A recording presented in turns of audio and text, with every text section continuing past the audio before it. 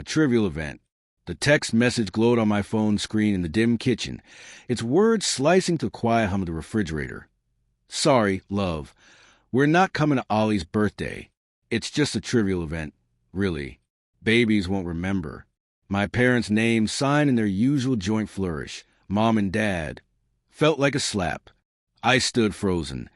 The balloon I'd been tying for my son's first birthday slipping from my fingers, floating upward like a lost thought. A trivial event? My chest tightened, not just from their absence, but from the sting of their dismissal. Ollie's laughter echoed from the living room, oblivious, pure. I wanted to scream, but instead, I typed a curt, "Okay," and shoved the phone into my pocket. Its weight heavier than it should have been. The house smelled of vanilla frosting and fresh paint, the kind of hopeful scent that clings to new beginnings. I'd spent weeks planning Ollie's party. Streamers in primary colors, a lopsided cake I'd baked myself, a playlist of nursery rhymes that made my husband, Nate, groan playfully. But now, as I arranged tiny sandwiches on a platter, my parents' words gnawed at me. They'd always been distant, but this felt different, calculated, almost cruel. I tried to shake it off, focusing on the soft clink of plates, the way the sunlight spilled through the window, catching dust motes in a lazy dance. Yet a splinter of unease lodged itself deeper. Why this excuse? Why now? Nate burst in, his arms full of gift bags, his grin wide but frayed at the edges. "Your mom called earlier," he said, setting the bags down with a thud. "Said they're tied up with something important." His voice was casual, but his eyes darted away, lingering on the floor. My stomach twisted. Nate had been off lately. Late nights at the office.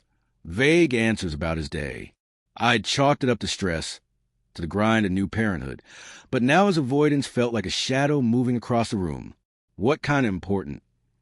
I asked, keeping my tone light, though my pulse quickened. He shrugged, busying himself with the bags. "Dunno," she didn't say. His fingers fumbled, tearing a gift tag. I watched him, the man I'd loved for 6 years, his broad shoulders hunched as if carrying a secret. The air between us thickened, heavy with unspoken questions. I wanted to press, to demand, but Ollie's babbling from the next room tethered me to the moment. I forced a smile. "Let's just make this perfect for him, okay?" The party unfolded in a blur of forced cheer. Neighbors cooed over Ollie's chubby cheeks, their voices a dull roar against the pounding in my head. I kept stealing glances at Nate, who laughed too loudly, checked his phone too often. Each buzz of his screen felt like a pinprick. When the cake came out, Ollie's tiny hand smeared frosting everywhere, and everyone clapped, except me. I was watching Nate, who was watching his phone, his thumb hovering over a message he didn't open. My parents' absence loomed larger, their excuse a puzzle piece that didn't fit. Why would they skip this? Why would Nate brush it off? After the guests left, the house felt too quiet.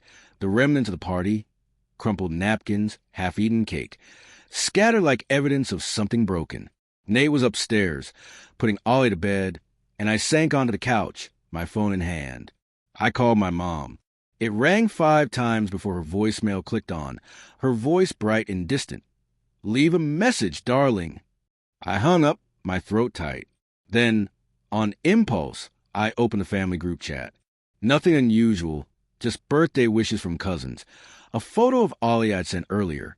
But at the bottom, a message from my mom to Nate, sent last night. "We'll cover for you. Don't worry." My breath caught.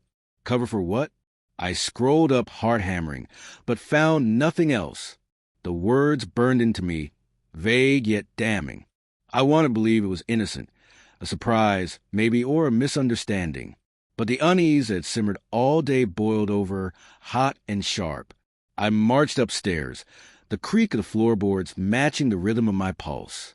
Nate was in our bedroom, his back to me, texting furiously. "Who's that?" I asked, my voice sharper than I intended. He flinched, locking his phone too quickly. "Just work," he said, but his smile was thin, like paper stretched over a lie. I held up my phone, the screenshot of Mom's message glaring. "What's this, Nate? What are my parents covering for?" His face drained of color, and for a moment, The room was silent except for the faint hum of Ollie's baby monitor. He opened his mouth, closed it, then ran a hand through his hair. "It's not what you think," he started, but his voice cracked, betraying him. "Then tell me," I said, stepping closer, my hands trembling. "Because right now, I think you're hiding something. And my parents aren't on it." The words felt like glass in my throat. Nate's eyes darted to the door, as if he could escape this moment. "It's complicated," he said finally, his voice low. "Your mom, she found out about something. She's trying to protect you." "Protect me?" I laughed, a brittle sound. "From what? You?" My mind raced, piecing together fragments. His late nights, the locked phone, my parents' absence. The betrayal took shape, monstrous and undeniable. "Are you cheating on me?" The question hung between us, raw and ugly. Nate's silence was answer enough. My knees buckled, but I stayed upright, fueled by a mix of rage and heartbreak. "Who is she?" He shook his head, eyes glistening. "It's not like that. It's your mom." The words hit like a physical blow, knocking the air from my lungs. "My mom?" My mind reeled, refusing to process it. "What are you saying?"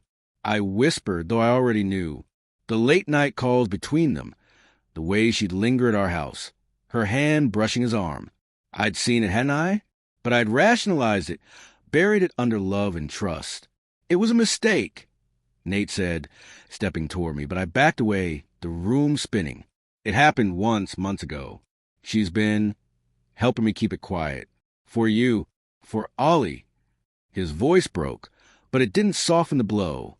My mother, my husband, the two people I trusted most, tangled in a secret that made my son's first birthday, a day meant for joy, into a stage for their lies. I wanted to scream, to shatter something, but all I could do was stare at the man I thought I knew. The house, once warm with celebration, felt cold, its walls closing in. "Get out," I said, my voice steady despite the storm inside me. Nate hesitated, then grabbed his jacket, his footsteps heavy on the stairs. The front door clicked shut, and I sank to the floor, clutching my phone, my parents' message still glowing. A trivial event. No, it wasn't. It was the day my world cracked open, exposing the rot beneath. As Ollie's soft coos drifted from the monitor, I realized the betrayal wasn't just theirs. It was mine, too, for not seeing it sooner. The party was over, but the real mess was just beginning.